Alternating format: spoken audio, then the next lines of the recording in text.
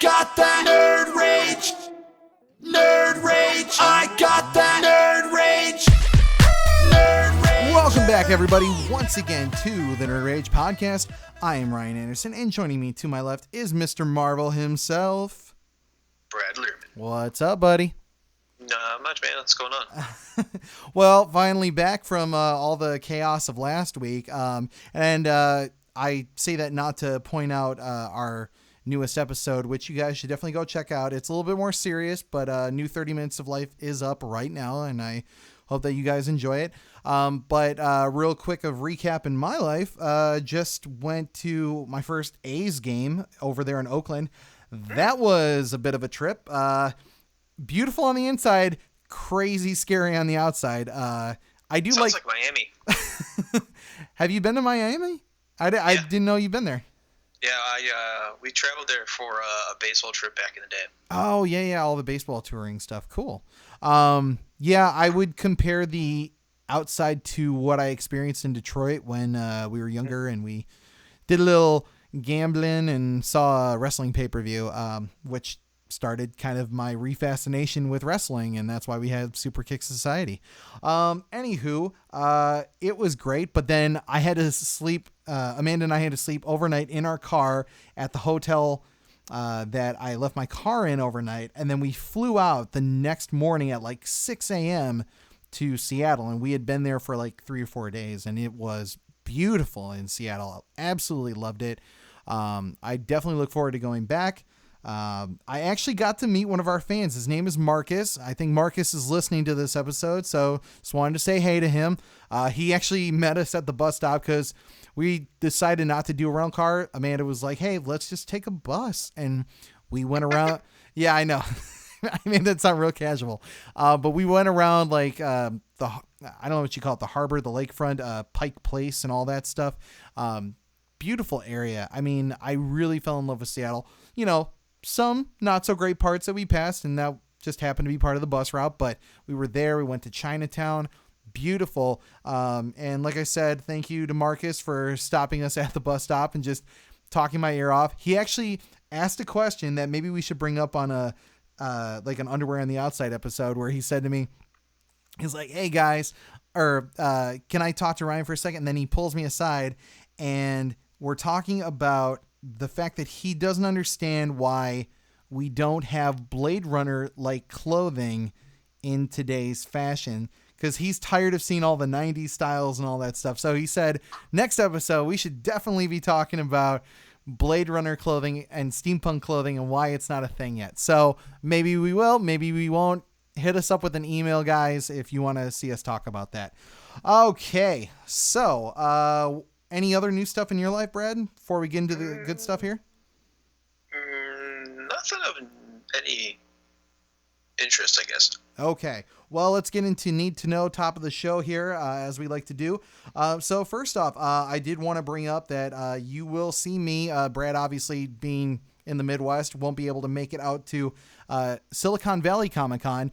We were just granted press access there, so hopefully I get to see some of the big names there. They've got like Steve Austin, Arnold Schwarzenegger, Ray Fisher, Jason Momoa. The whole gamut seems to be there.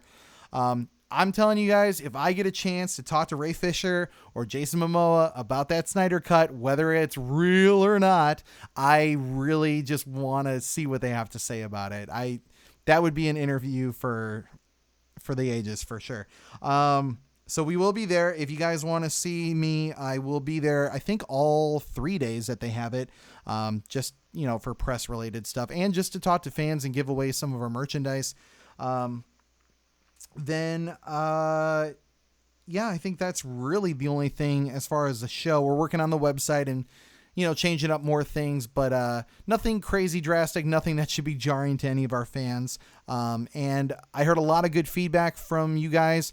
You guys really seem to like the fact that we're putting out so many episodes. So I hope you like the fact that this week we're putting out 6. So yeah, I know it's a little daunting, especially with all the editing in 1 week, but You guys have spoken loud and clear, and the downloads show it. So we're going to keep making them as long as you keep listening. As we move on here, I wanted to bring up that we saw The Boys, both Brad and I did. I think, if you guys are up for it, let us know. I think we want to do our first TV-style reacts because it's a short amount of content, but enough that it almost felt like a big movie in its own way. And there's a lot to talk about with that one, and it's definitely a lot going on in that. So we do want to talk about it, and if you guys are okay with it, I think we're gonna do a reacts style review section of that first season there.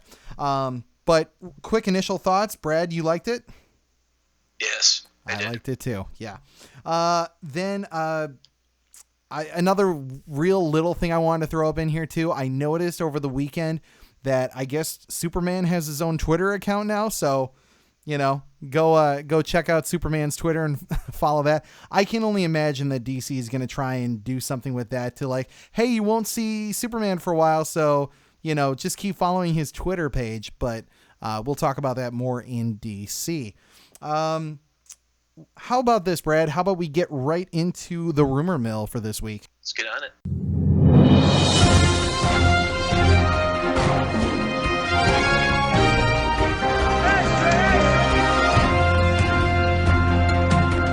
Okay, so the rumor that we're getting from one of our two sources is that Gemma Chan and Barry Keoghan, who we know officially as of this week, are going to be a part of Eternals, which is great, and we can't wait to see them in the film. Unfortunately, we don't know what they've cast them as. So what we're hearing as of this week is that Gemma Chan is going to be reprising her role as Minerva, but this is going to be set before the events of her death in Captain Marvel. Hopefully that's not a spoiler to anyone, because I feel like enough people have seen Captain Marvel by now.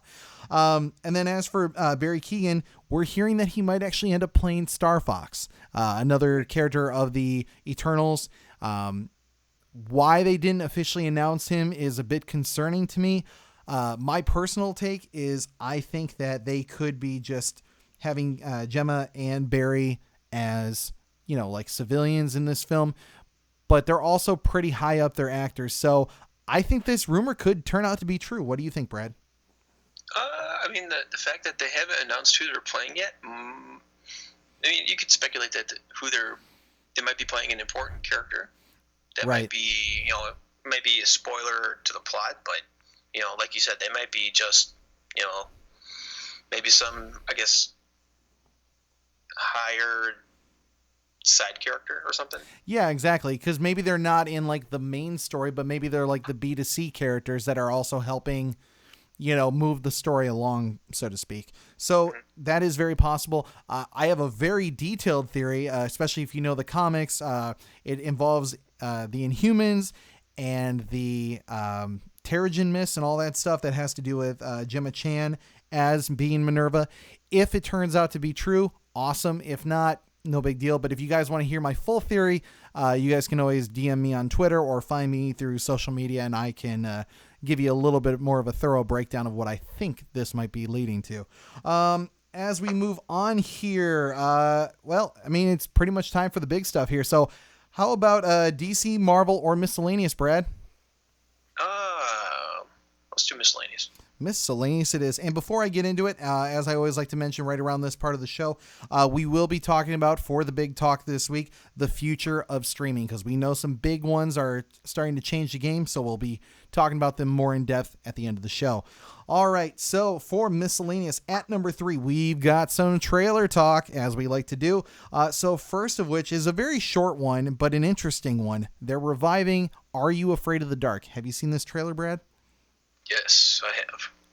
Are you surprised or excited? What is your take about them bringing back Are You Afraid of the Dark? As far as TV revival shows go, Yeah. it's probably not a bad idea. I think Nickelodeon could probably use a little more variation in their programming. I Yeah. don't think they have a lot of scary stuff or anything like that. I think this is just a really interesting move by them because, Viacom was making some big moves as of late, like they just bought Garfield and stuff like that. But this seems like a very un-Nickelodeon kind of move to make. I mean, I know the original series was on there, but it was also kind of scary in the way that like Goosebumps was scary. So it wasn't into that PG-13 and up category. It was more like preteen almost, like they could get this and get scared by it. So this one looks almost like a horror movie kind of scary. Like they've upped the production value, obviously. And it just feels more in that kind of PG-13 category, which does not seem to fit Nickelodeon. So I think this is going to appease more of the fans in a nostalgic kind of way, the ones that kind of grew up with the series. But I'm wondering how this is going to work with the kids. Do you think it'll work? I think so. Yeah. Okay. As we move on here with trailers, we have The Hunt. Have you seen the trailer for The Hunt? Yes. This is an interesting one. How would you describe it, Brad? It's an R-rated version of Hunger Games. Ooh, I like that. Actually, that one's really good. Yeah, very, like it almost has like a Tarantino vibe to it in a way that I wasn't expecting. I didn't really know anything about this one from Blumhouse, so it came out of nowhere, and I was just like, okay, I can kind of enjoy this one. I feel like it's a little intense, and I kind of want more escapism right now. But maybe when it comes out, it'll fit like a groove that I'm looking for at the time. But we'll see. It's definitely one of the more interesting trailers that we'll be mentioning. Yeah, I'm kind of like middle of the road with this one. I'm not sure what to think just yet. Moving on, we have The Walking Dead with a little teaser of their own. Did you know that The Walking Dead is trying to make yet another series? Oh, really? Yeah, right. So they're going to set this thing apparently in another locale that we've never seen before, and they're going to tell stories about the events that we never got to see and that sort of thing. So do you want to see more Walking Dead in just another part of the earth, or do you feel like we've just seen enough from Walking Dead? If they need to switch the tone up a bit, because I'm pretty sure I don't know how anybody else feels, but Walking Dead got pretty formulaic after a while. Mm-hmm. I'm with you on that. And even like I think I mentioned on the show many times that Amanda was still kind of watching. I don't think she watches any of it anymore. Like I fell away like 2 seasons ago.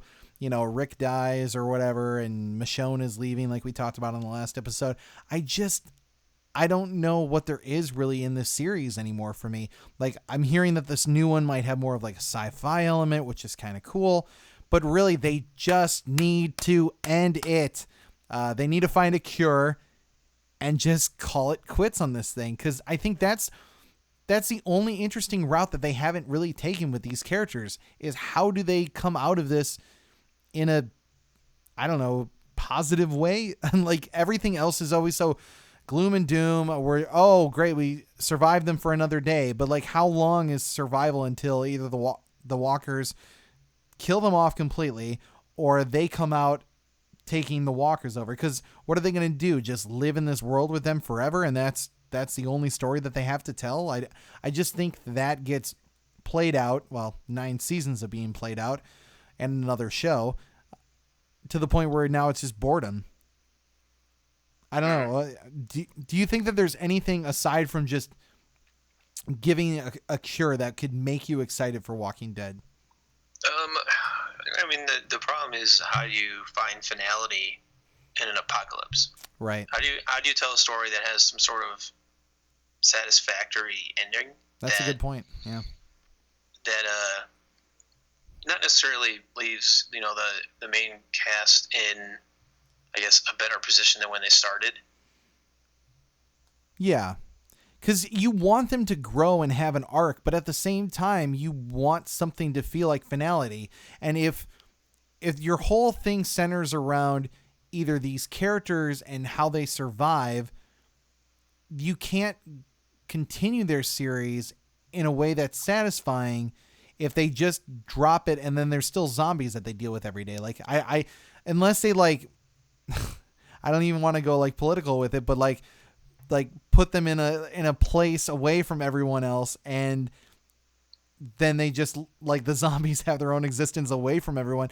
I don't know. Like they have to come up with a cure at some point. I just don't know why they haven't done it by now. I mean, maybe it's the money, but the ratings have just been so bad that I don't even understand why AMC is trying to piggyback on this. I would put their money into something like Better Call Saul or another one of these other shows, or even like you like that Into the Badlands.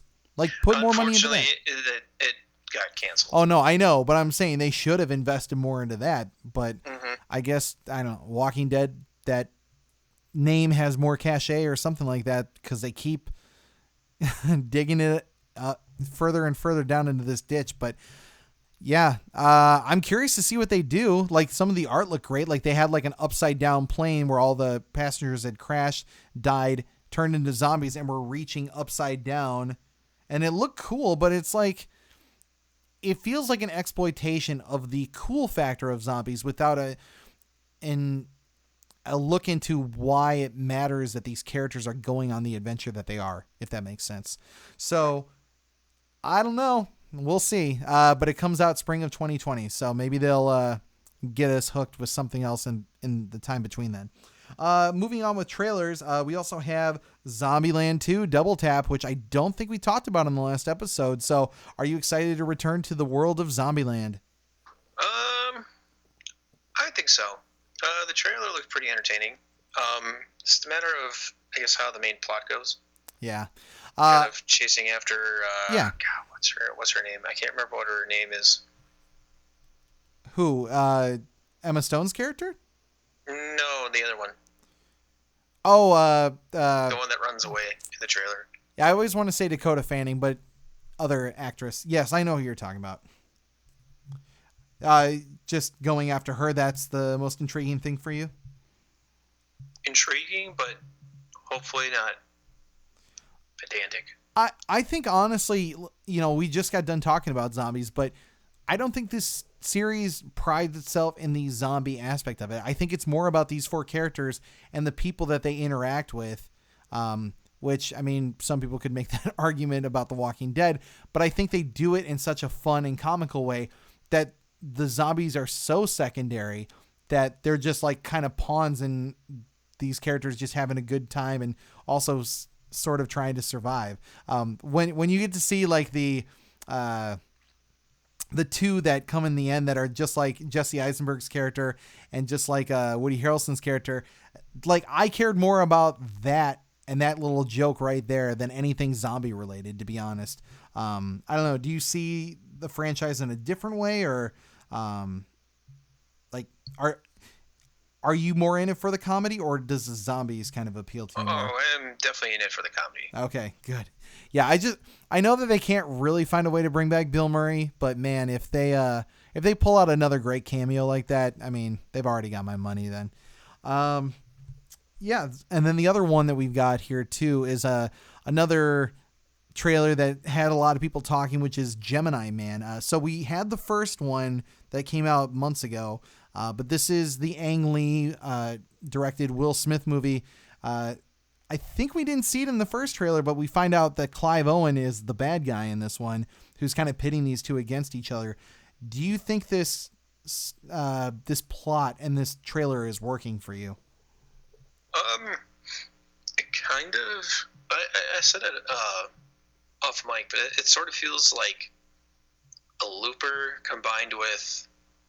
I'm trying to think of another cloning movie that was good. See, I was saying to you before we got on the mics here that it kind of reminds me of The One, mixed with I forgot what the other movie I was saying.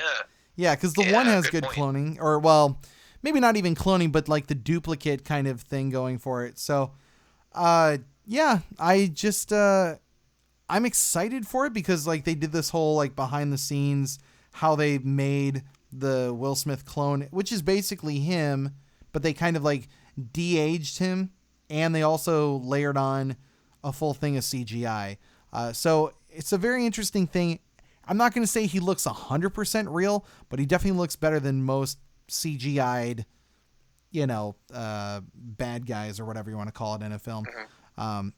I was joking with you before we even got on the episode, but it does kind of remind me of like the synopsis of like Batman v Superman, where it's like these two guys have a problem with each other, but the reason why is this other random white guy who's been like puppeteering them from behind the scenes. So I'm kind of into it, but I also am like feeling like I've been there, done that a little bit. But the whole Fast and Furious kind of amped up action thing, I mean, it could be good. I think I'm excited for it still. Not sure how it's going to actually play out in the end, but they'll probably get my money. So I think we've only got one more trailer, and it's the one that everyone's been talking about lately, and that's Christopher Nolan's Tenet trailer. Now, what's interesting about this one, and why some of our listeners probably have not even seen it, is because we've not seen it. It played in the theaters with, I think it was Fast and Furious, the Hobbs and Shaw movie, and I think only certain people have seen it. When I go to the theaters tomorrow to see Once Upon a Time in Hollywood, I hope that they play with that. But yeah, I only know that it looks like, from the description given, it's supposed to be kind of like a detective sci-fi experience. What do you make of it, Brad? Kind of sounds like Time Cop mixed with Inception, maybe? I don't know. Yeah, I was kind of thinking like Quantum Leap with like a time travel element that like he could control, and for detective purposes, because basically they kind of describe it as like John Washington, the actor who I think you would have seen in like Black Klansman, he is examining this bullet hole in the glass, and then he like they show like the title card of Tenet being flipped upside down and twisted as he goes and examines the bullet hole even further as the glass is more cracked. So I'm thinking that it might be him like examining things from different points in time to get a better understanding of like what the incident is.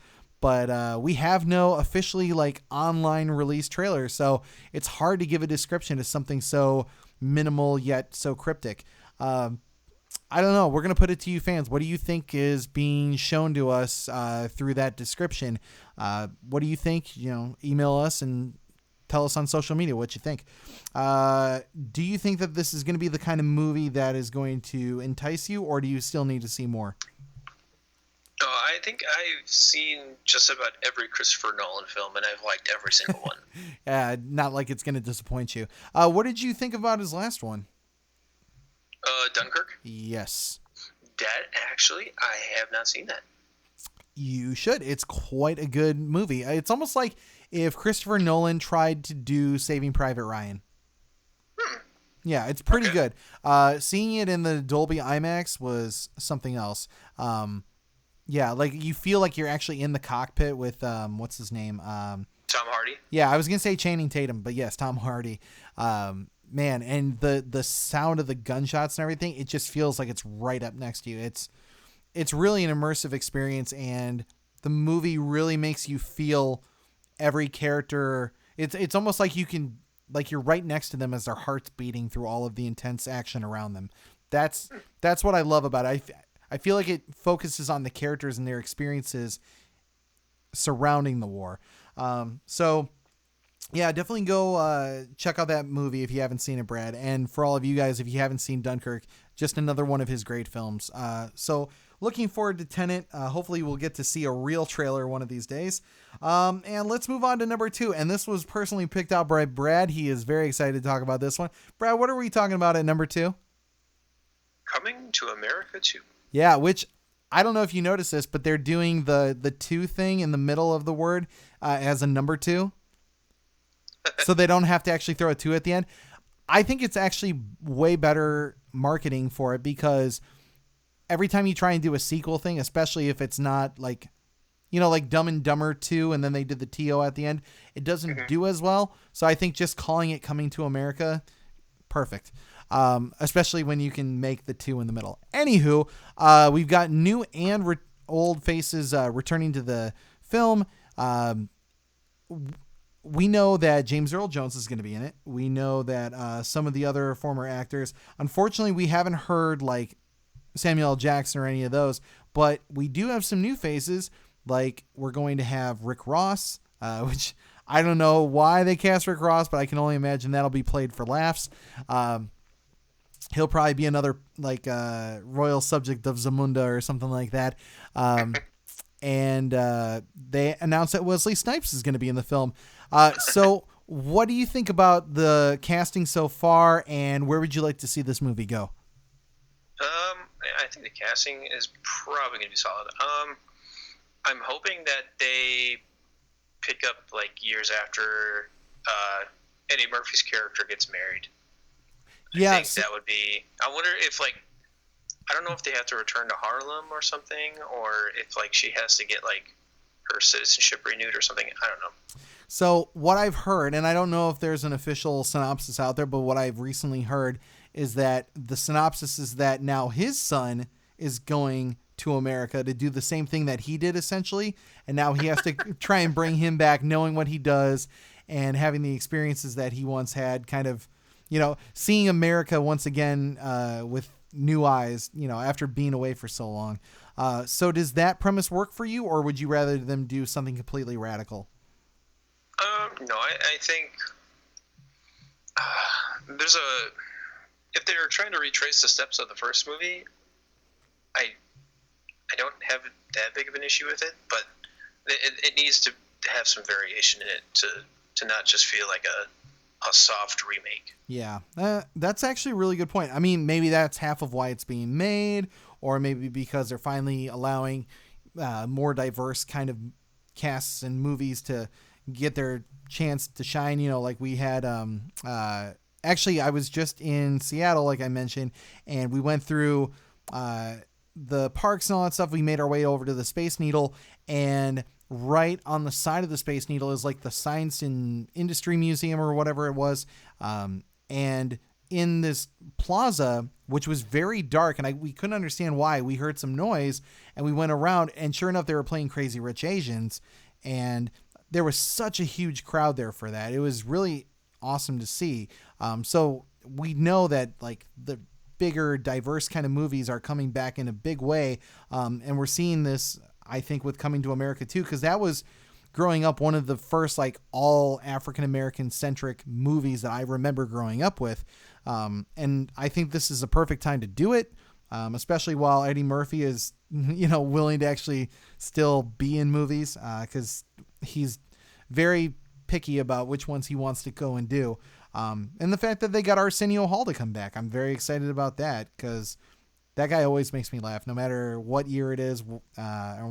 Like I really wanted his talk show to come back too, but it never really took with audiences like I was hoping it would. Either way though, I'm excited for Coming to America too. Do you want to see it like really talk about any issues, or would you just rather it be just straight up funny? No, I would like it to have the same kind of tone that the first one had. Okay. And yeah, actually I was double checking it. Yep. Prince Akeem returns to America to search for his long lost son. So yeah, we'll see. I'm just hoping that they throw on some Jerry Curl juice. I know it's not totally timely, but for someone who loved the movie, seeing that or the McDowells and all that stuff, I really want them to touch back, even if it's just like a quick cameo of some of those things in the background. Cause I just, those always made me laugh. Like that one character going bald. Oh yeah, totally. Yeah. And I hope Eddie Murphy actually, him and Arsenio do the old timey barber guys. Like that whole barbershop bit is just fantastic. I want to see them take on more than just one role. Like Eddie Murphy's so good at that. He's the reason that we got so much of it today. Actually there's a trailer that I wasn't going to talk about, but basically Netflix has, made a trailer for this movie that, not Damon, not Sean. I always forget the Wayans brother, the young one, Marlon. It's him being like 6 versions of his own family members, but they're all like estranged from each other.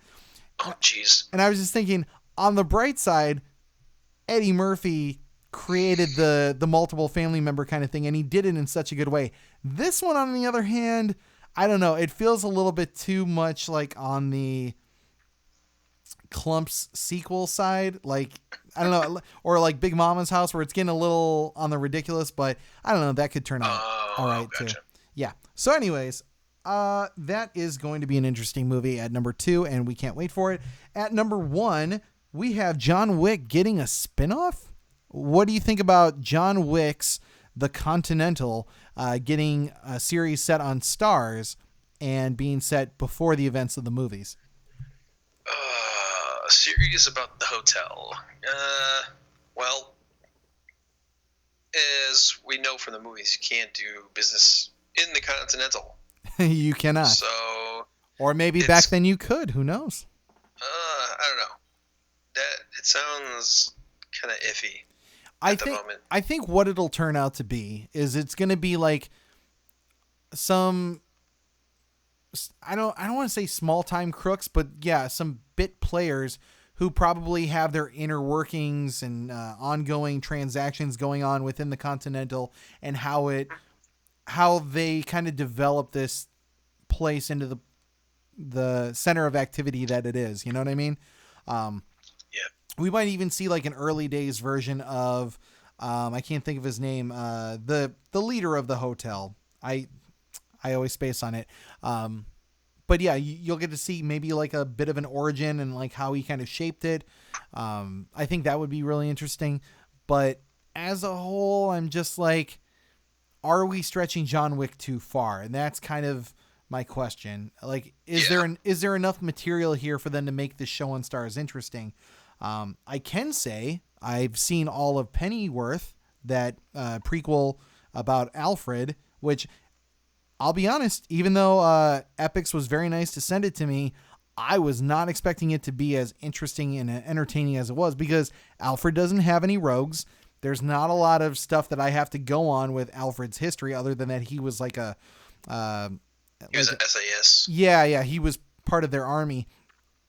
And I didn't really know much beyond that. So what they do in this series, yes, there's connections to Bruce Wayne, or well, I should say the Wayne family, and I'll leave it at that for those who haven't seen it yet. But there's an interesting story there that I was not expecting there to be. So maybe they've got something really good cooked up for the Continental. But yeah, we have unfortunately very little details about it. I mean, what would you like to see if you got it?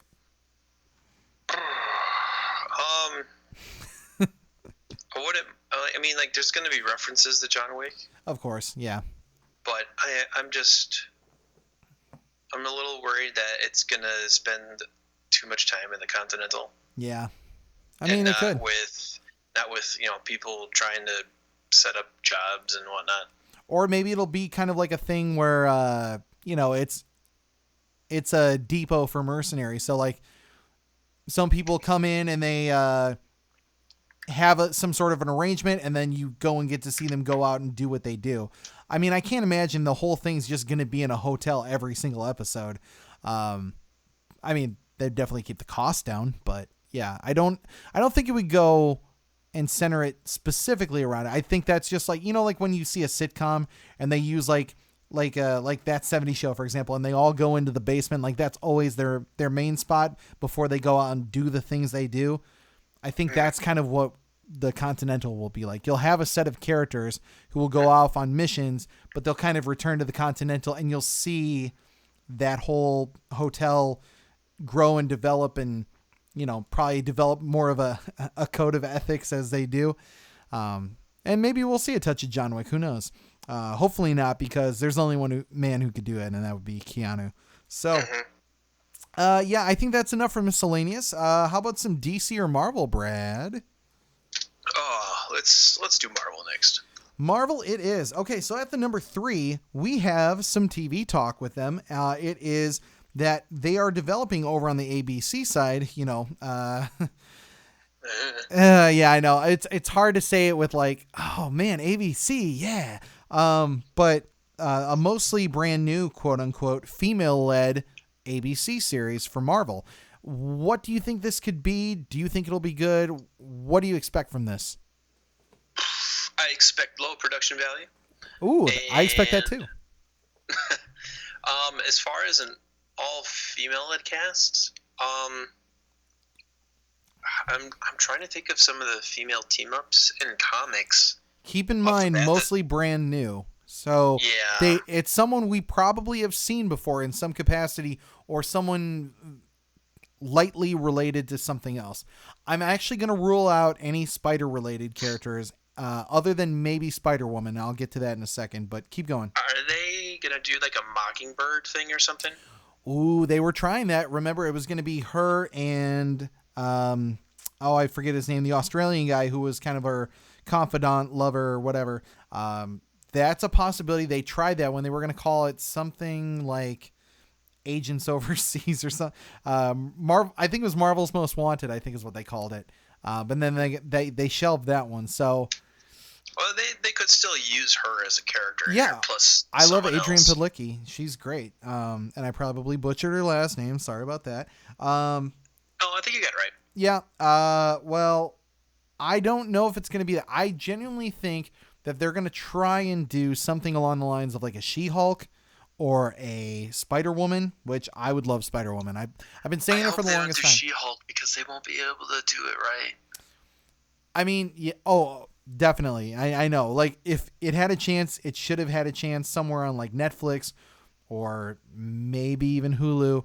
Actually, I think Disney Plus would be the perfect place for it. But yeah, it's just a shame because she could have had interactions with Matt Murdock on the Netflix side, and that would have been great because they're both lawyers. But yeah, I don't think we're ever going to get that, unfortunately. So I'm trying to think of any other female characters that would have a big resonance with audience, because you could do like A-Force, but that just feels like something that you really have to invest a lot into, and that definitely seems more of a movie or Disney Plus kind of thing. So what female, I'm going to go with ground level character, could you really bring out that would have an interesting story to tell? Because You could just go with Quake. yeah, Quake just gets her own series. I'm sure she'd be willing to do it, but yeah. What do you guys think? We'll put it to you guys, and shoot us an email or a tweet or whatever, letting us know what you think it could be. On the number 3 talk with TV and all that stuff, we are getting some actual confirmation, not a float out there, what do you think kind of thing. We're getting Cloak and Dagger joining the Runaways over on Hulu for an episode or two. So what do you think about Cloak and Dagger coming over to the Runaways? No more solo TV show for them anymore. I mean, I think they actually have been renewed for one more season, which baffles me to no end. Everyone already knows how I feel about how lackluster Cloak and Dagger is. I want to love it, but man, it just drags and drags. Which is why I think they're bringing it over to Runaways, is so that they can go, hey, look at these guys, aren't they cool? And then they go back to their show and they're like, yeah, they're okay. So what do you think they're gonna do as a result of this? Do you think this will boost them up in a good way, or? I mean, it'll take it'll take pressure off of them, I guess. Pressure off how? Of Cloak and Dagger. Oh, yeah, of like being on the bubble for cancellation. Yeah, it might drum up some additional interest. I'm not gonna lie, and I know that I'm on the negative side of all this, but at the same time, when I watch it and I read comments on Twitter, there is a fan base for it. Like Freeform gets some of these, I think it's mostly like younger kids or whatever, because, you know, they see like, what is it? The Shadow, whatever it was, the Shadow Hunters, that Mortal Instruments TV series that spun off of the movies. And that had a lot of like serious teenage drama going on in it, and they got their fans, but I've just not seen enough in the ratings category for Cloak and Dagger to really justify it to keep going on like this. And maybe Runaways will do it. I mean, Lord knows I want to see them actually use their powers in a way that they're not like scared to use them, and maybe Runaways will do that, because those kids, they embrace it like nobody's business. They're like ready to use them at a moment's notice. And I love Runaways, but yeah, I just don't know what their plan really is for Cloak and Dagger anymore. And hopefully this is a sign of something good, because I'm not really seeing it as of right now. At the number 2 talk, though, We have another one that Brad personally enjoyed talking about. It's the idea that Deadpool might be going PG-13. Ugh. Oh, I'm sorry, not enjoy, but you wanted to talk about it. Oh, yes, Yeah. I did want to talk about it, but it's just... Ugh. So, do you think it's going to happen, Brad? Knowing how Disney's going to run Marvel and sort of the Fox entities it has, it's going to make it as palpable as possible so it can make the most money. Yeah. An R-rated Deadpool is basically just going back to X-Men Origins. I wouldn't say that. X-Men Origins is pretty trash in its storytelling, like execution-wise on every level. And the other thing, too, I think about is that Marvel respects and is trying to handle their characters in a solid way that, like, I think they understand what works. But at the same time, they're also still kind of beholden to Disney and trying to keep things within the Disney ballpark of not only making money, but setting a tone that everyone can enjoy. Ho ho. But yeah, like, I just don't get the need to change Deadpool down to this level. Aside from, probably monetary reasons. I do think you can make a PG-13 Deadpool work. I didn't love Once Upon a Deadpool, even though it added some cool things. I don't think it was 100% necessary. And the way that movie was edited was so choppy that I just think it actually hurt what made the first one great. But if you did that movie solidly edited, PG-13, and you push it as hard into the PG-13 level as you possibly could, I think you can still make it work. Because to me, Deadpool is not about necessarily who he interacts with or what he's doing. It's really just his level of quippiness and how he interacts with anything that's around him. Because we've seen him, in comics with dinosaurs and unicorns and the whole fucking shebang. But, like, it's not really been like, how many times can he team up with the X-Men and go on an adventure together? As fun as that would be to see, I don't think it's necessary to that character and what is so magical about, especially Ryan Reynolds doing that character the way he has. Like, I don't look at Deadpool as how many times he looked at bullet holes in his legs and was like, fucking shit, and blah, blah, blah. Like, it's funny, but I don't think it makes me any more or less interested in seeing that movie. As long as he's still his level of quippiness, I think it still works. Even though unless they just install like a bleeper the entire movie. That would be great too. He's like, what the beep? Why am I getting beeped out? Or if they're really clever with it too, because I really like that idea. Like, he works around and then he writes on the screen, and he finds a way to also play kind of against it in a good way, like where he's just kind of like, fuck you, Disney, and whatever, but like, trying to make it something creative where, kind of how he's like, you're so dark, are you from the DC universe? Like that sort of thing, where he's just kind of like turning the camera and his jokes around on the people who censored him in the first place, if that makes sense. Yeah. I think it can work. But yes, I'm with you too. If they do a PG-13 one, I think I'm going to be a little disappointed.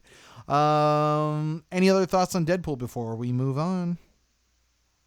Better not be censored. Yeah.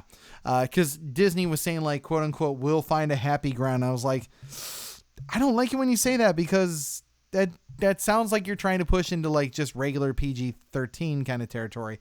So hopefully it's not. Hopefully they push it as hard as they can. Because I'm sure that the reason, like I said before, is for as much money as they possibly can get. So yeah, Deadpool, we'll see. But I did like that he posted up like a conspiracy chart board that was like phase 5 or whatever that was supposed to have him in it. And I think we're going to get him sooner than later. It's just a matter of time. Maybe even D23 will get it. But yeah, let's get on to number 1 here, which is on the movie side. We've got Andy Serkis officially doing Venom 2 as the director. I'm sure this also will lead to him, motion capturing himself into one of the creatures. How do you think Venom 2 will go, and what would you like to see in it?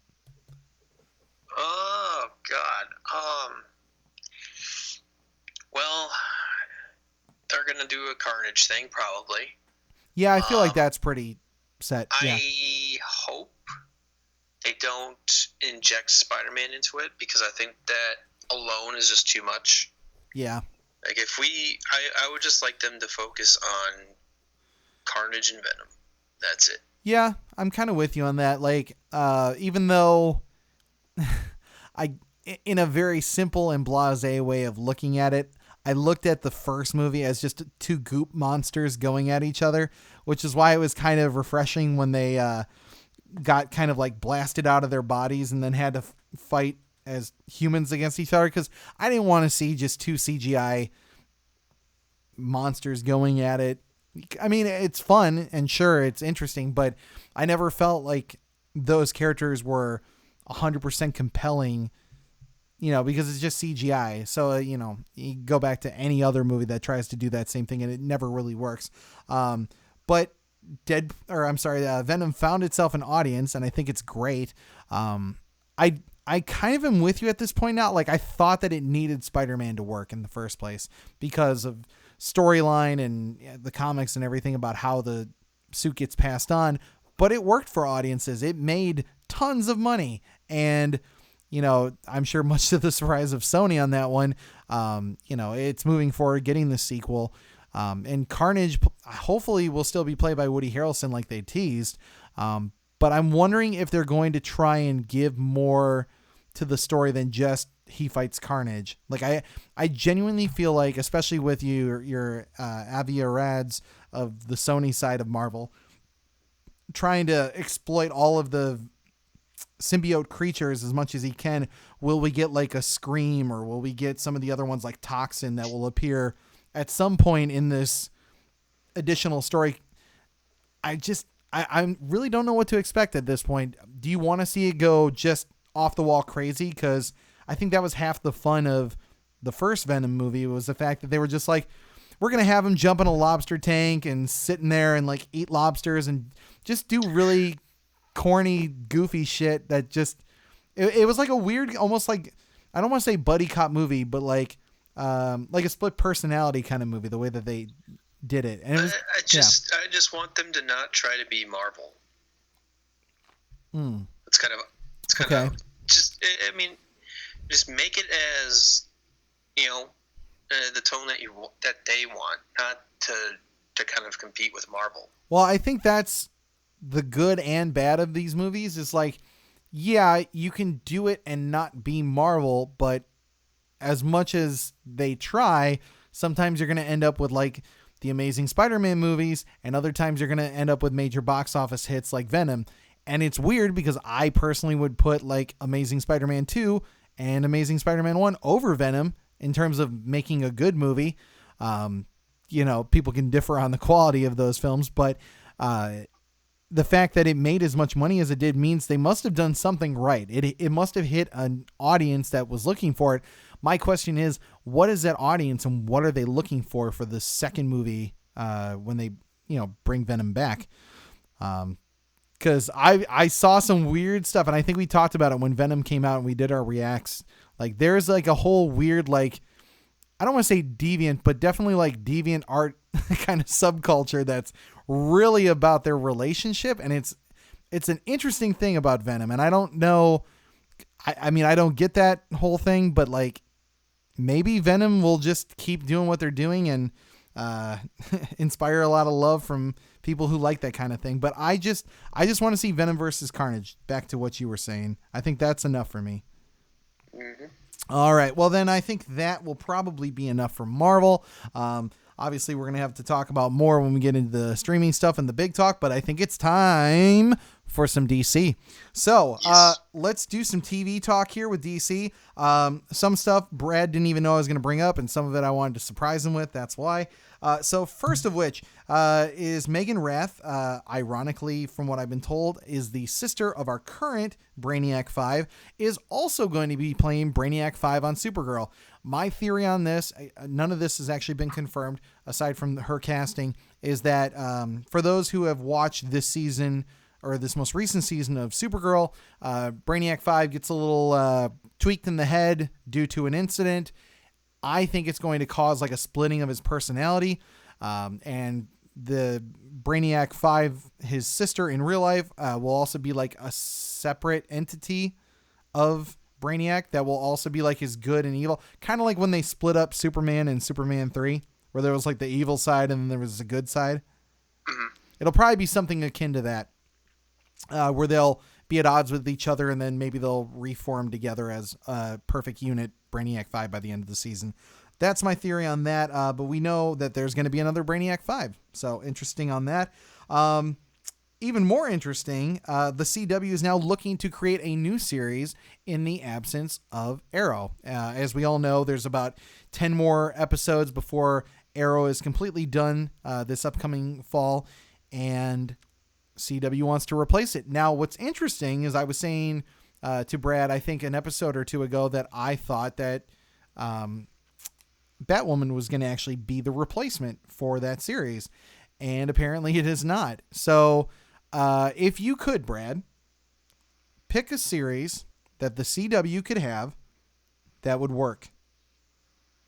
That would work?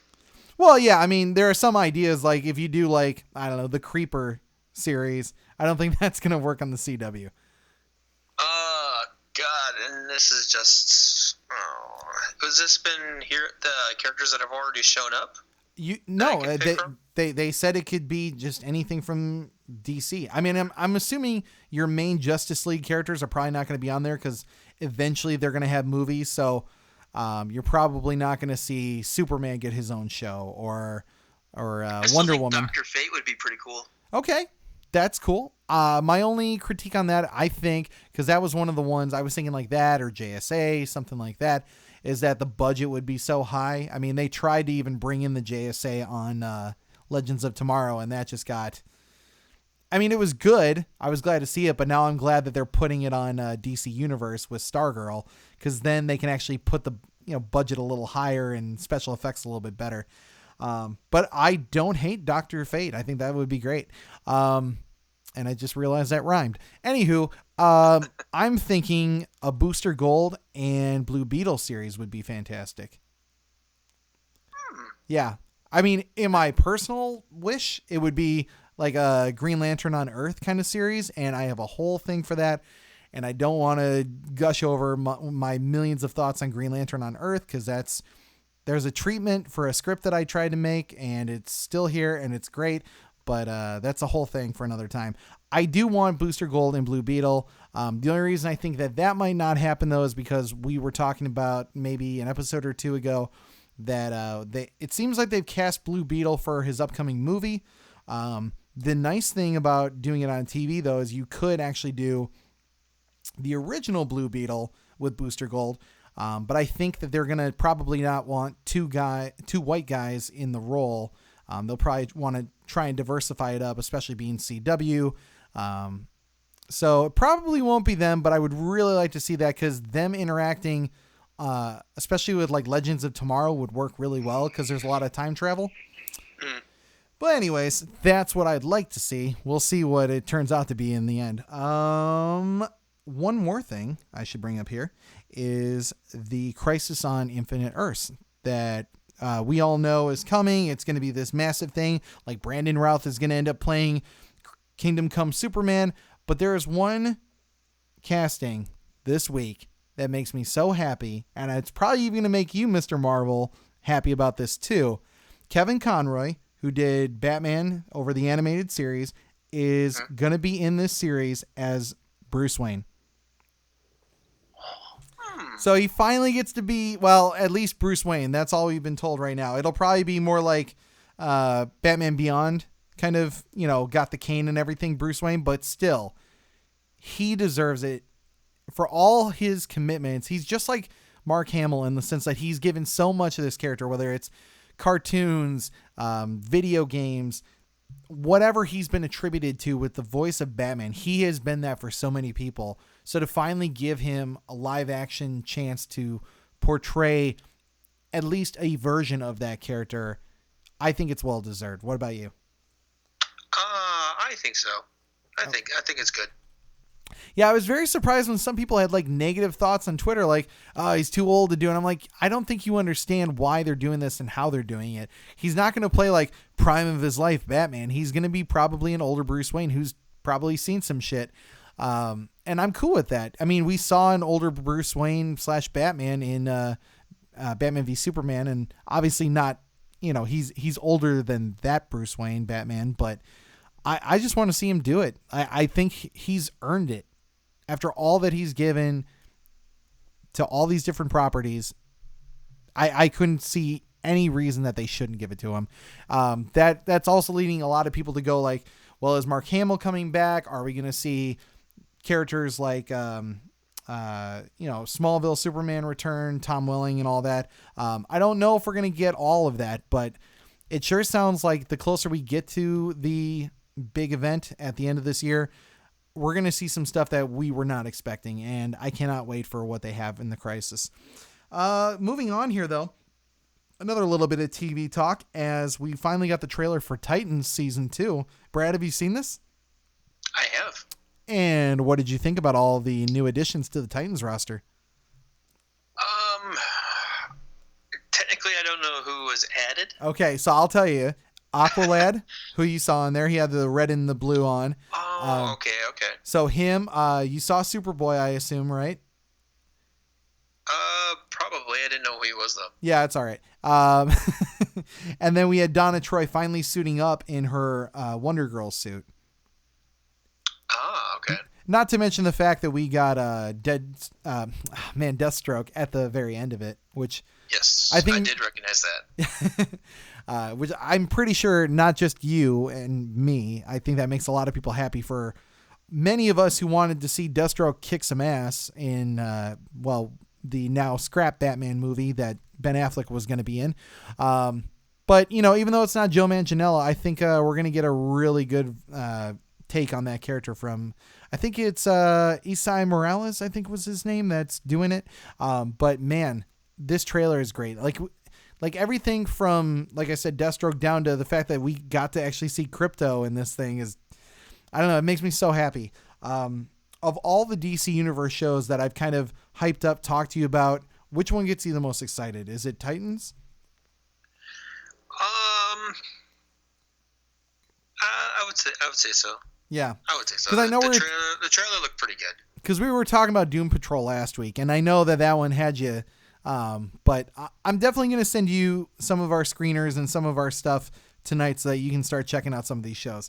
But it does come September 7th, so it's very shortly upon us. I just got done with I think there's a little bit more with Young Justice Outsiders, which is fantastic right now if you guys haven't seen it.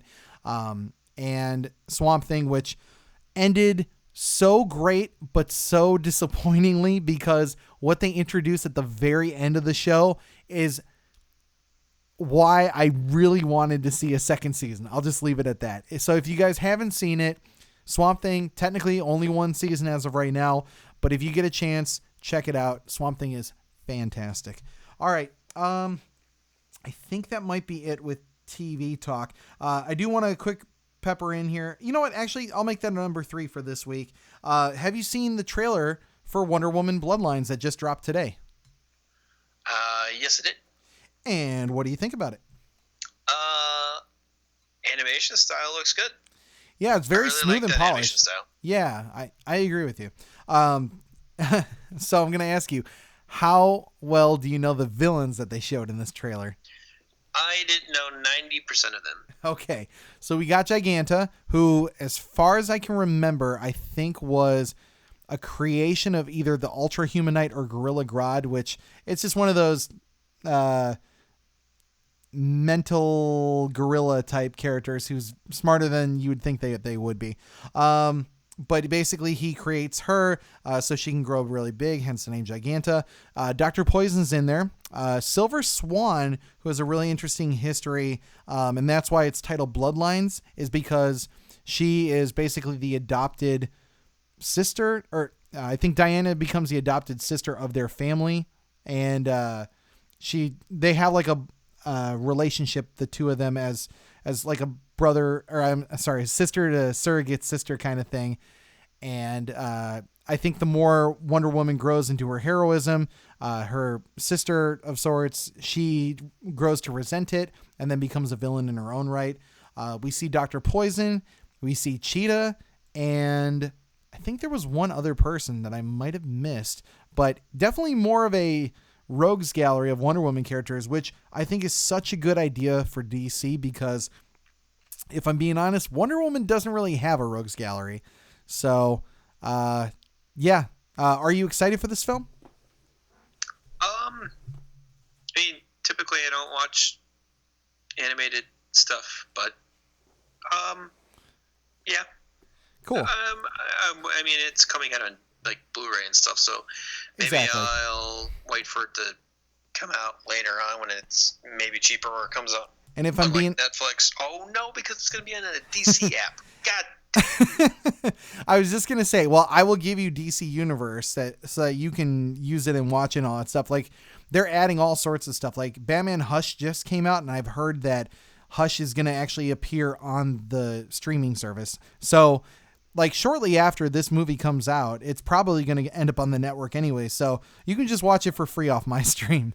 But yeah, I really love it because I went in the theaters for a special event that they did for the last Superman movie. I can't remember what it was. It was for the Death and Return of Superman and all that. And then like maybe a month later, it was on DC Universe, and then I watched it again.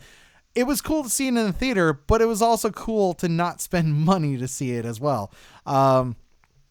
So yeah, you guys can enjoy it however you like. I'm hearing a lot of good things about Batman Hush, which I'm probably going to end up watching tonight. So, yeah, definitely go and see what DC's animated stuff are. At number 2 here, though, we've got some more TV related stuff, but on the premium side, we've got HBO's Watchmen adding 2 interesting cast members. First of which is Robert Redford. So, what do you think Robert Redford's doing in a Watchmen TV series? Oh gosh, playing a villain. You would be kind of right. He is actually playing the president in this alternate future timeline that they exist in. Now, I could be wrong on this, and someone I'm sure will definitely comment and tell us I'm wrong, but I believe somewhere in the Watchmen story, there is a reference to him trying to become president, and instead, obviously, Richard Nixon is, and he has like the extra terms that he does because he extends over 2 years or over 2 terms. So long story short, we see in the trailer, there's the Nixon statue, and he was their president for some time. And now Robert Redford is going to be the president. I'm wondering if they're using him in this capacity to almost be a Trump-like character. Do you think they'll go that route? Be a misstep if they did.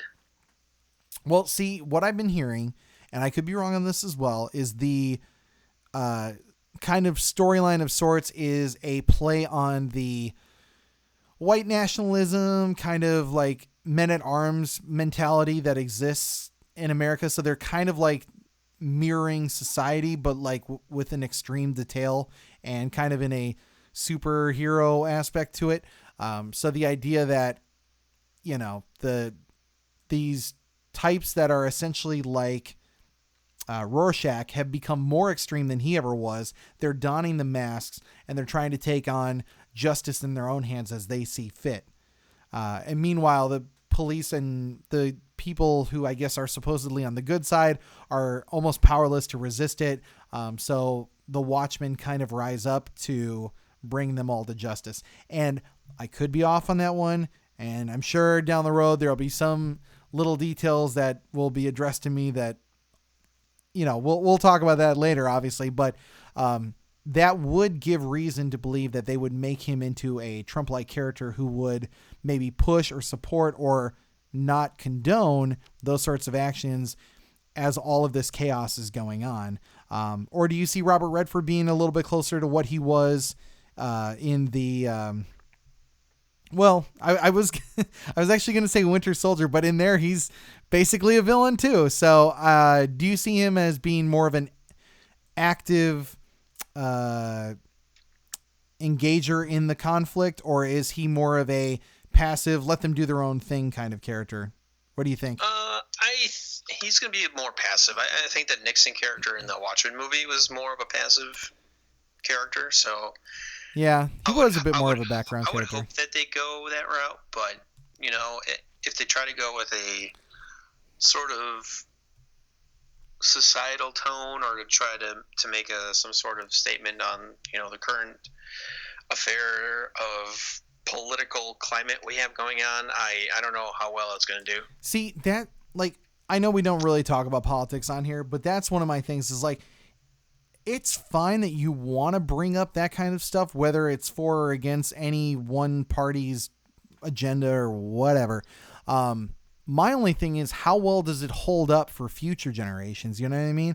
Like, even if you have a problem with this administration or the last administration or whatever your political beliefs are, do you really care that much about something that was about, President Bush, when it was a heavily talked about thing back at the time? Like, sure, yeah, there was a lot of people who were frustrated at him and that sort of thing. But as time goes by, like, I was thinking about that with some music, because I listened to some music that was very much anti him at the time. And now the artists themselves who were talking about him, they're like, we don't really care about him anymore. And it kind of makes their music not hold up in the same way that it once did. So I wonder how that reflects. If you make your thing a mirror to something that's a current event, how does it hold up when that event is now over? If that makes sense. Yeah. So yeah. We'll see. I mean, I'm still excited, especially with the casting of Jean Smart, which is the other one I wanted to bring up here. Jean Smart will be playing Silk Spectre. Obviously, this Silk Spectre has seen it all. She's obviously a little bit more world weary and has been through some shit.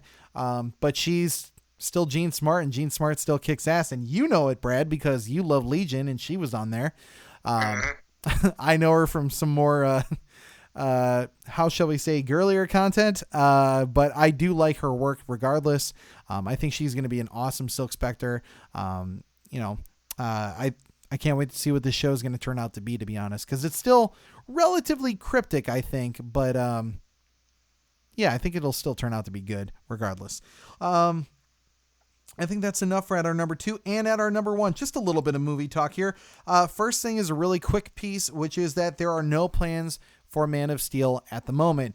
Kind of reconfirming what we had said about Henry Cavill at Comic-Con, talking to that fan who kind of got to talk to him at a bar and was just like, yeah, I'm ready if they want me, but there's just no plans. So are you disappointed that there's really no talk of any Man of Steel movies at this time? Somewhat. I don't really think they did the Superman character complete justice. I think Man of Steel was a decent starting point. Yeah. A lot of people might have had an issue with him, killing Zod at the end. Some people who say, well, he was kind of pushed into that position and he didn't really have a choice in the moment. I don't know. Yeah. Why didn't he just fly off with Zod somewhere else? I don't know. Definitely some conversations we can have again in a future episode. But yes, all of the same arguments. I agree. We could talk about them till we're blue in the face.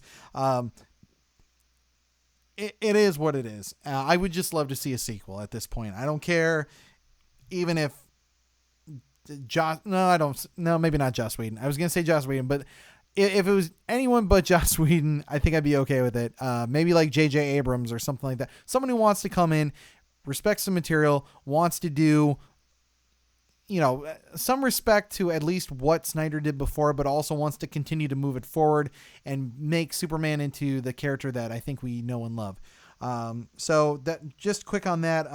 Also, on the other end of the Batman v Superman spectrum, we have news that Ben Affleck's Batman that never got to be, would have actually been featured in Arkham, for a good chunk of the movie. I think this actually came from the cinematographer who was falsely reported by one of the other outlets,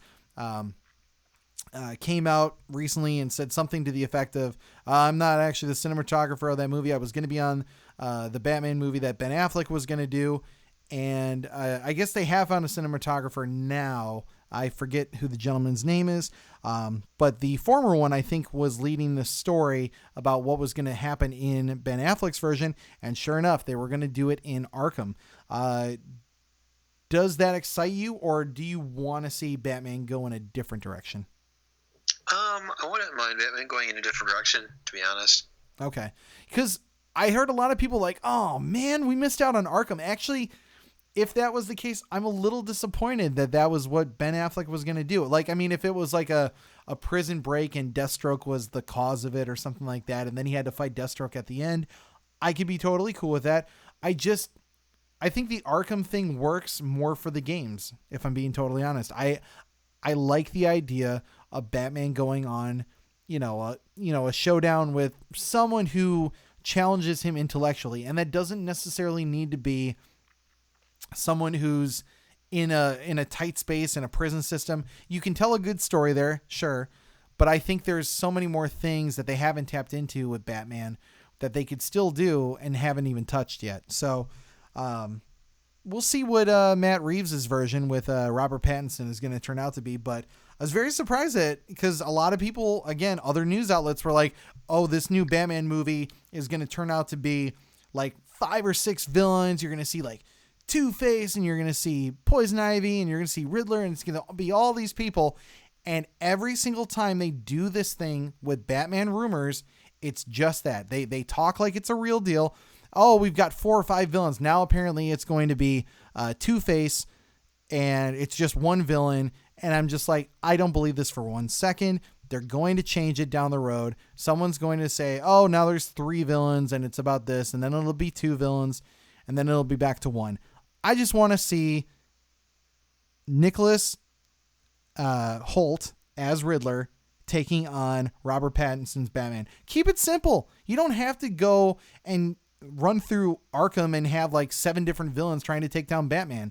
I mean, cameos are cool, sure, but keep it simple. This is just a first movie with a new character. It doesn't have to go Avengers Endgame. You know what I mean? Yes. Yeah. And I think DC did a good job starting like with Man of Steel the way that they did, but then when they went Batman v Superman, they're like, oh, here's Batman. This is your first introduction to him, and then here's Wonder Woman, and then here's Zod Doomsday, whatever you want to call it, and then you've got Lex Luthor, and then a whole bunch of other characters surrounding them, and it was a lot. Not to mention the fact that they basically teased Justice League. So I can understand that being a lot for a lot of people. And the last thing I want them to do is the villains version of that in a Batman movie that's the first entry. So keep it simple. Doesn't need to be an Arkham, but if it is, sure, fine. I'm okay with it. Just don't give me 20 villains. Yeah. And the last bit of movie talk here with DC is that Darkseid is apparently going to be in the New Gods along with the female Furies. Now, I know you know who Darkseid is. Are you familiar with the Furies? No. Okay, so I think like one of them is Big Barda. The other one I think is Lash, who's basically like this character. The easiest way I could explain it would be like Whiplash from Iron Man and all that, Okay. but a female one. And then I think the other one is, she's a big sturdy gal. I can't remember her name. But yeah, she's just think Bane but female. So there's a good deal of characters that make up the female Furies. Usually it's a trio of them. I think when Barda leaves them, they replace her with another one. But either way, it seems like they're really trying to round out the New Gods for this movie, including adding Darkseid. Do you think Darkseid works better here or would work better in like a Justice League movie? I don't know. You just want to treat Darkseid as a solo villain for just one hero, or would you rather have him like, I don't want to say in a Thanos style movie like Infinity War and Endgame. Yeah. Like I'd rather see a team up versus Darkseid rather than just a one-on-one. Like, I love the idea of New Gods being that because it's like an intergalactic version of Hatfields and McCoys with them, the way they're fussing and fighting and feuding. But then you've got the other side where Darkseid is such a presence that, you know, much like they've already done now with Thanos, he's just this big presence that when he comes down, like you could send a whole army at him and he just swats them away like flies. And I like both versions, to be honest, because, you know, there's interesting stories to tell. And that's why I kind of wish we had like this movie first. And then by the time that they had finished it, then you get Justice League. And then you're like, oh, now I get to understand Darkseid and where he's coming from and why all this stuff works and why he's such a big presence in the galaxy. And then he appears at the end of Justice League and you're like, oh shit, now he's going to do what he did on Apocalypse, but he's going to do it to the Justice League. And then you're all hyped up, because instead of Suicide Squad, if this movie had existed, it would have made way more of an impact when you drop Darkseid in at the very end of Justice League. But I digress. What could have been, what might have been, and what will be, we'll see. But I'm excited to see Darkseid appear in New Gods. At least we're getting him at this point, and hopefully it resonates with audiences the way that Thanos did for Marvel. So, any other final thoughts on DC before we move on to the big talk? I don't. Okay. Well, we are going to cut to a quick commercial break, and we will be right back to talk about the future of streaming. Now here's something we hope you'll really like. This week's sponsor is Loot Crate. For less than $20 a month, Loot Crate gives the geek in you a special treat with each box. Loot Crate is a subscription box service with more than $40 worth of geek, gamer, pop culture gear, collectibles, apparel, etc. You'll have until the 19th at 9 p.m. Pacific to subscribe and receive this month's crate. And when the cutoff happens, that's it. It is over. So head to lootcrate.com/nerdrage and use the promo code NERDRAGE to get 10% off your crate today. And now, on with the show. And we're back. All right, so streaming is insane to me right now. How much have you been following with all of the moving parts as of late? Oh, gosh. With Disney coming out with their stuff. Yes, we have Disney Plus. I think, who else just came out with something? I can't remember. There's HBO Max, which will be DC Yes. streaming, or DC, Warner Brothers, all that stuff, all under one umbrella. There's also going to be I think it's a Universal/NBC app that's coming. It's made a lot of waves, especially with them deciding to take away. The Office is coming off of Netflix in support of that. So there's that. Like every other thing, even down to like BET is getting a plus streaming service. So how do you feel about this as of right now? Are you scared about the future of the way we view content, or are you excited? Honestly, not. It will. Well, I mean, it's forcing cable companies to kind of restructure how they just pile on hundreds of different channels and then make you pay what, $80, $90 a month? Yeah, to watch probably maybe 5 to 10 of them. I know, isn't that weird? Yeah, because you think about it, like, I mean, yeah, I really enjoy Netflix. I don't love it. I mean, I just ended up watching. I think it was all of the last season of the Hassan Minaj show. I forget what it's called. But basically it's his like daily show, streaming news reporting kind of thing. And it's great. But I don't know that I didn't know that it existed, I wouldn't go out of my way to pay for a service to get it. What I do love though is the fact that they are really stacking the deck with all these services, but I wonder how long it's going to last and when is that bubble going to break, in a sense, because there's winners and losers on the cables side, but eventually there's going to be a situation of that on the streaming side because everyone's going to fight for the top dollar.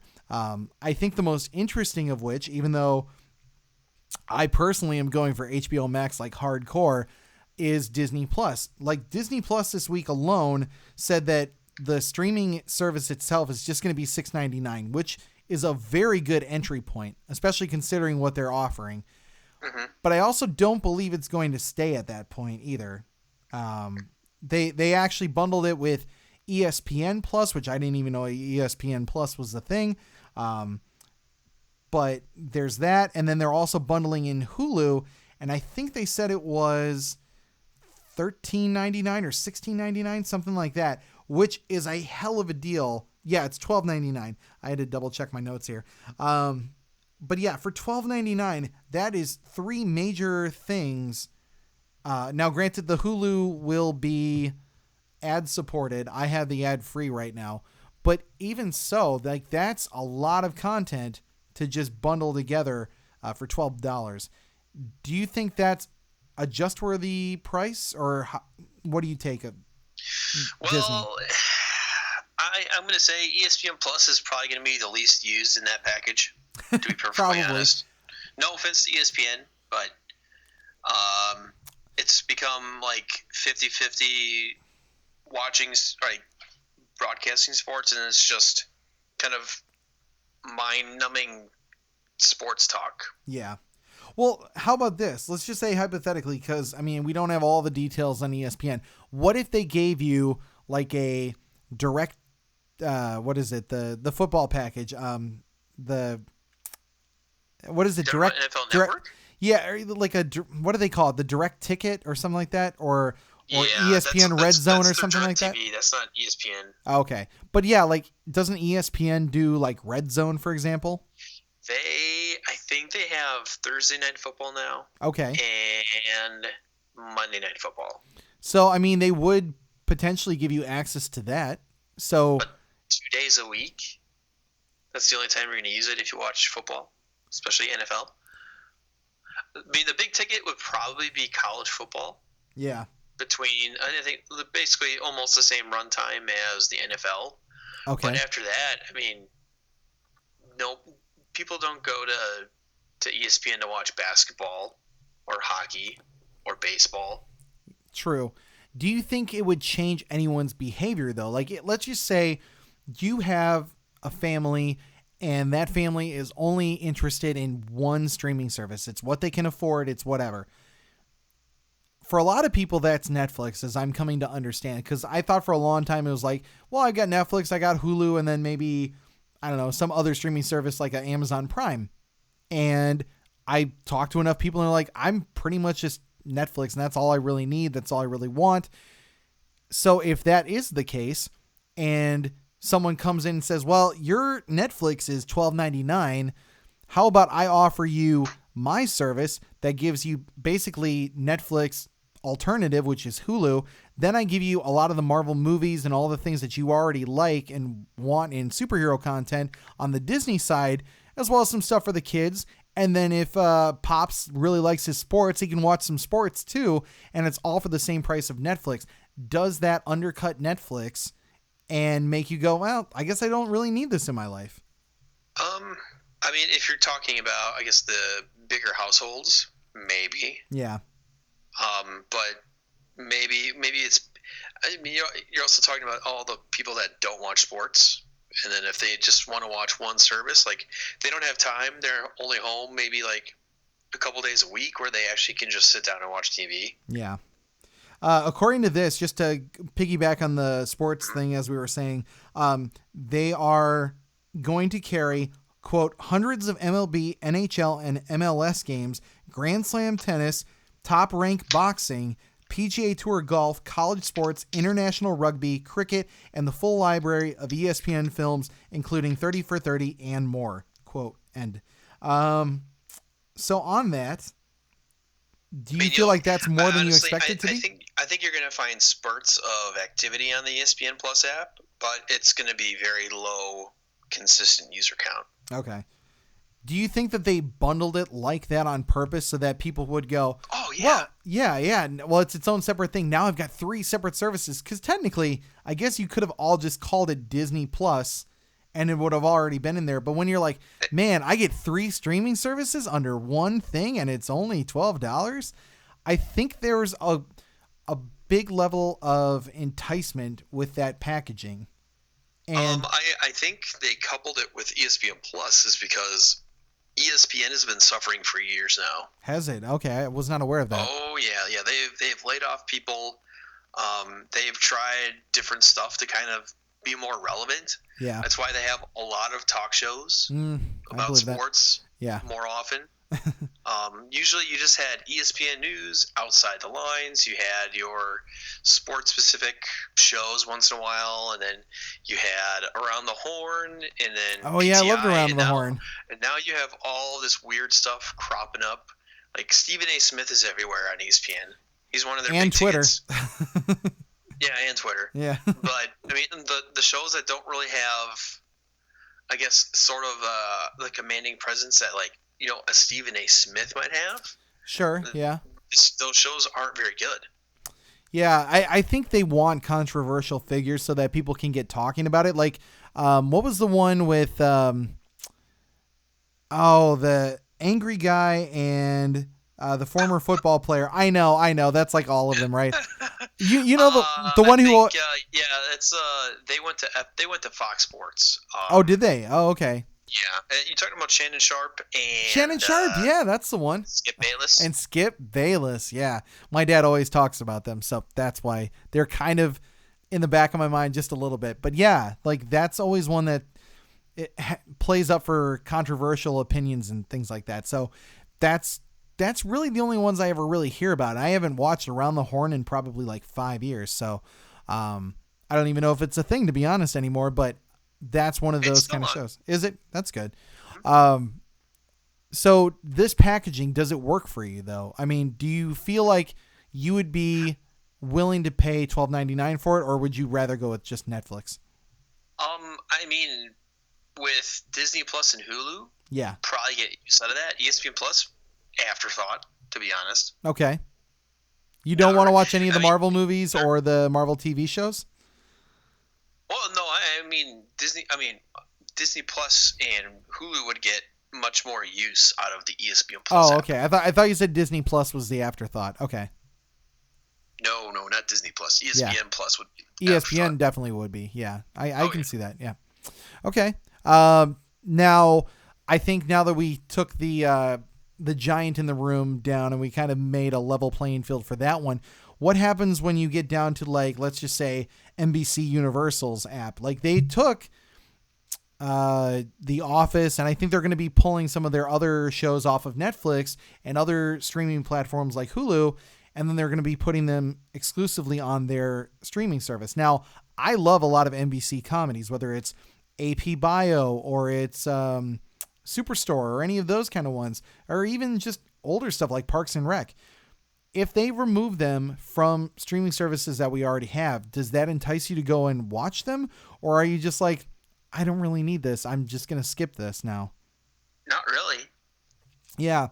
NBC's syndicated, like, shows and stuff aren't as good as, like, you know, Fox or CBS at the moment.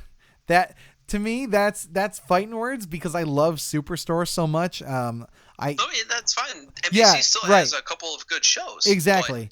In terms of the quality content, I don't think NBC has. Oh, I don't think they have the market share by any means. Yeah. No. They definitely have some loyalists, and that's for sure. Which is very interesting to me. And I've said this before. I do feel like it's becoming a Warner Brothers Disney fight to the death, and everyone else is just kind of like dragging on their coattails a little bit. The interesting thing, even like on the movie side of things, is you've got like Hobbs and Shaw, and I think what else does Universal have? They have I guess Jurassic World. What? The Incredible Hulk. Well, yeah, they don't do anything with that one. But I mean, in terms of like regular appearing film franchises that are really making them money, I think Jurassic World is probably the only other one, because they haven't really done anything well with the Universal monsters, and I can't think of anything else for them really. I guess Paramount has Transformers. So yeah, I think those are the two big franchises for them. And then you go down to like a Paramount, or you go to a Sony. I guess Sony still has Spider-Man and stuff like that in the Spider-Verse, if you will. But, you know, we were joking about it the other day, the Crackle getting a plus streaming service. It's like you start creating all these other ones, these extra ones. I mean, if Crackle Plus is free, yeah, I'll be using it for sure, because I like Crackle. Said no one but Ryan. But I don't understand why we're having to separate so much that we're splitting in so many different directions that no one can enjoy the things that they love. The reason I love the Hulu and Netflixes of the world was the fact that you could go, okay, Netflix might be more of the movies, but Hulu has the good TV. And there was a split there that kind of worked. But now it's like you have to really draw like almost a pie chart of, can my money be divvied out to Disney, to Warner Brothers, to Universal, to, we'll say Sony, to Amazon Prime, to all these different companies. I do feel like Amazon will weirdly stick around no matter what happens because people will pay for Prime. And they have some good content like The Boys. We already talked about how much we like that. But how long does it last before it becomes old hat for some people and they start canceling? Because I'll tell you, in our house here, we had Hulu, Netflix, Amazon Prime, and I think 2 other ones. And we were even talking about getting CBS All Access, which now will be a part of HBO Max. But I don't know that we need all these different separate entities in our house. Like, we actually aren't paying for Hulu right now. I think all we really have is Netflix and Amazon. So it's basically 2 services in the house that we're even using. We're using Pluto right now because it's free. And pretty much no one other than us has heard of Pluto. So yeah, I don't know really what the future of streaming is going to be, but if you had to pick your perfect package right now, what would you make it? Man, I don't know. What are the what are the shows that would entice you to watch a network? Like what is a draw for you? A draw for me. Oh gosh. I like the longer episodes, like the HBO style stuff. Serialized format kind of thing? Yeah, but not like 16 or 24 episodes. Like that's yeah, so that's way too long. No CW 24 episode thing. I get you. Yeah. Yeah. Hour long, 8 episodes kind of shows. Yeah. So I don't think you're going to get a whole lot of that on Universal, and I could be wrong on that. One thing I also heard recently was that FX is now going to be integrated in with the Disney Plus things, and I know you love your FX, so that might be pretty good.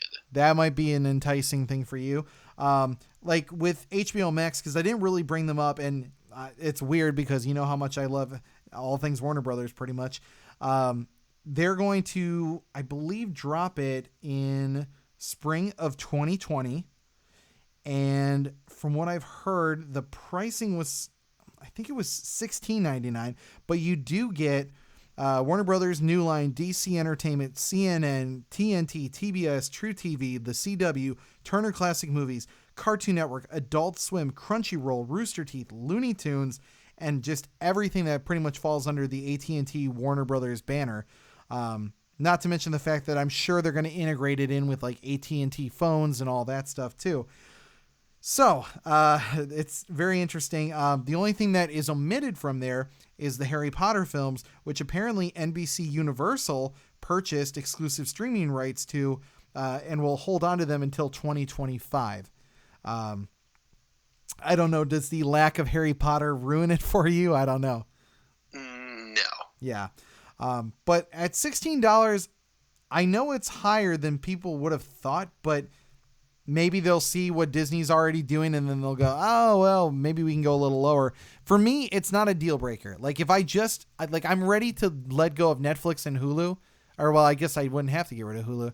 Yeah. I'm ready to just get rid of Netflix if I can transfer over to, HBO Max, and then, Disney Plus, not too expensive, so I think I could probably hold on to that, especially if it's going to give me my Hulu.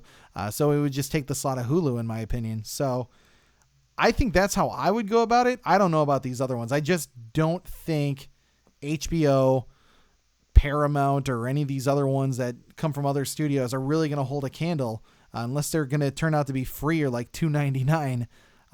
Do you see a world where anything other than Warner Brothers and Disney have a stake in this streaming game? real competitors maybe HBO. That's it. Yeah. I'm being honest, I think that's what it is. So what do you guys think? I think we're going to put it to you guys from this point on. And we're probably going to call it a wrap right here. But again, thank you for listening to this episode. Obviously, we're not done with this whole streaming thing. We are just on the cusp of everything that's to come. And we'll talk about it more as the weeks go along. But we're really excited about what's going to happen. And maybe a little scared too. But nevertheless, we just want to thank you for listening to this episode. As always, you can find us on all the social media places. You can find us on Twitter at the Nerd Rage Pod. You can find me at Ryan's_ramblings. You can find us on Facebook, the Nerd Rage Podcast. Check us out on our website, which technically is under construction, but is still serviceable, and you guys can always go and check us out there, thenerdragepodcast.com. We're on Patreon. Support us there if you can. TeePublic, check out our shirts. Brad's making up some cool new designs.